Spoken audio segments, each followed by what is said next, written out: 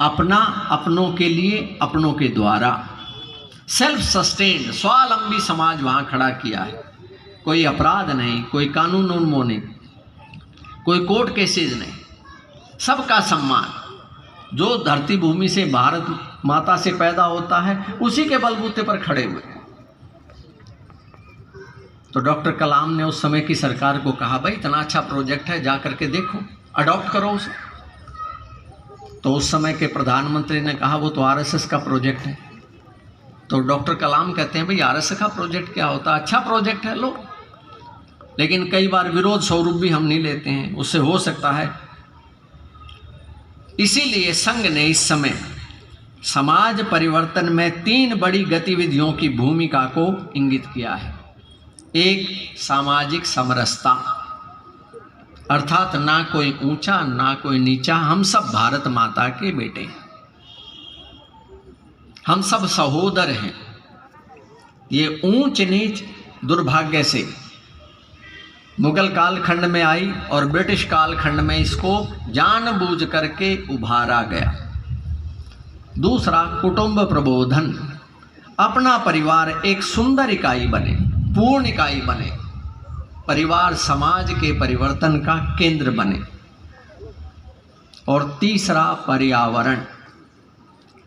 अपने अध्यक्ष जी ने यहाँ से कहा था ऊर्जा का, जल को बर्बाद नहीं करना है, ऊर्जा को बर्बाद नहीं करना है। इसके आधार पर अपने समाज के कुछ मॉडल खड़े करके दिखाने। 3 संकेत आपके सामने करके मैं आगे बढ़ता हूं। क्या गांव का एक मंदिर हो सकता है जिसमें सभी को पूर्ण सम्मान के साथ अनुमति है? क्या जल का स्रोत समान हो सकता है? कुआं सबके लिए समान होगा, किसी कुएं पर कोई भी भारा नहीं भर करके लेके जाओ। ये छूत अछूत क्या होता है भाई? और तीसरा है, जब मनुष्य ने शरीर ही त्याग कर दिया तो वो तो देवत्व को प्राप्त हो गया। क्या शमशान भूमि हमारी समान हो सकती है क्या? ये ऊंचों की शमशान भूमि, ये नीचों की शमशान भूमि, ये ठीक नहीं है। इस तरफ सोचना चाहिए। इसका अग्रणी कौन है? इस परिवर्तन का अग्रणी कौन है? इसके परिवर्तन के अग्रणी आप लोग हैं, सम्मुख बैठे हुए, अर्थात संघ के स्वयंसेवक। इसलिए संघ के स्वयंसेवकों पर बहुत बड़ा दायित्व है। मैंने जो आज कहा उसको जाने के बाद भूल जाएंगे, लेकिन आपकी कृति को याद रखेंगे।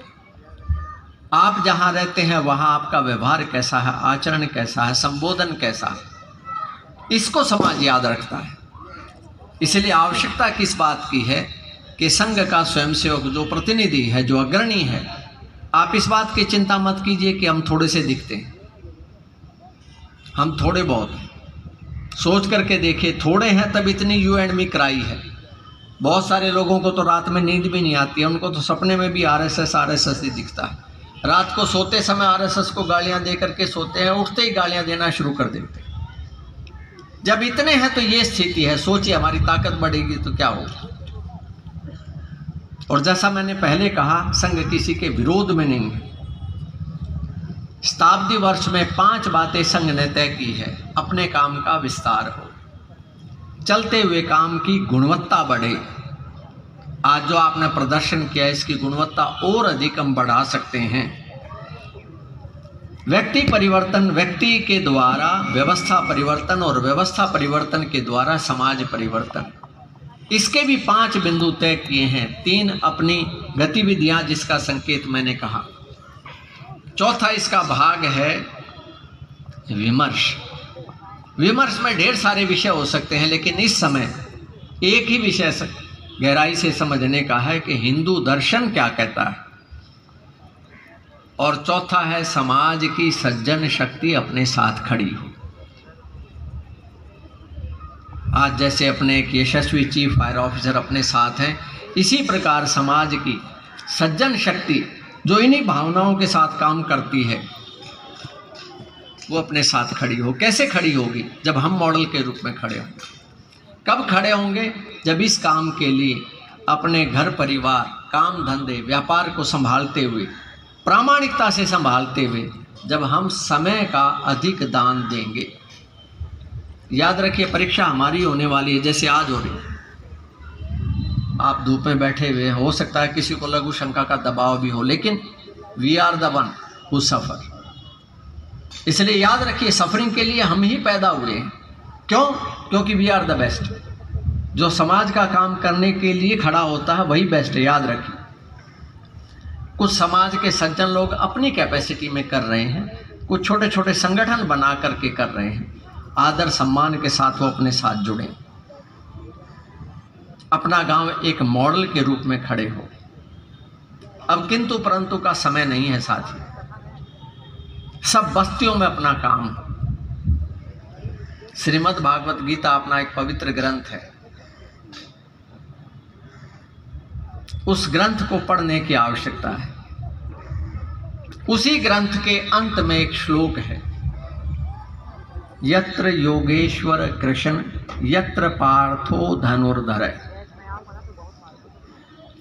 जहां योगेश्वर कृष्ण है, योगेश्वर कृष्ण का मतलब योगी, शस्त्रधारी सुदर्शनधारी नहीं कहा उन्होंने, योगेश्वर कृष्ण कहा। जो चारों दिशाओं को देख सकते हैं, जो भूत भविष्य को देख सकते हैं, जो मन से योगी हैं, जो आध्यात्मिक हैं, वह योगेश्वर कृष्ण। यत्र पार्थो धनुर्धर, और धनुर्धर को विचलित नहीं दिखाया है। हाथ में गांडीव चाहिए अर्थात शक्ति का प्रतीक चाहिए।